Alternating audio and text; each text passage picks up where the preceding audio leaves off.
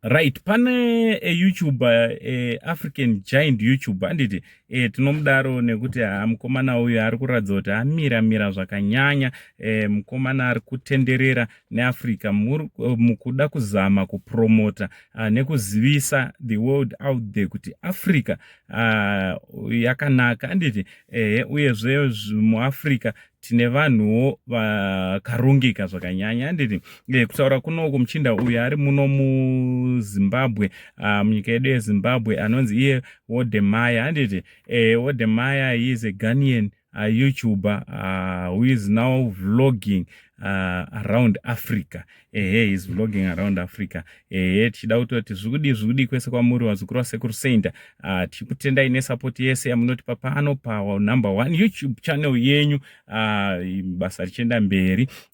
Also wazukuru, don't forget to subscribe, oisa on notification bell so that every time we upload a video you will be notified. Pano pa channel penyu mune chihanzvadzi chamai venyu chidoko chekupedzisira. So Wode akazoonekwawo akushumira Johane Masowe. Vazukuru, mafotos amuri kuonawo, Wode akaenda akanoshumirawo nemapostori emuno muZimbabwe. Vazhinjiwo vakatanga kutaurawo zvavanoda, vamwe vachito akaenda kunoshandirwa, vamwe vachito zvaari kuita zviri right. He is a man who want to learn a lot.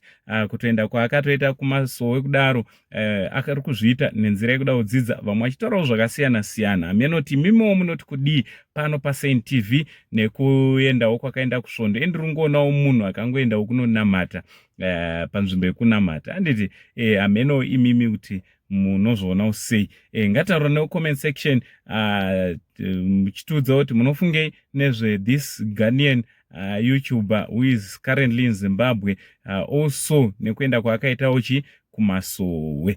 From Uncle Saint, the only Zim Uncle, ndozvandango ndiuye nazvo ndizokuzivisa ndichiti much love.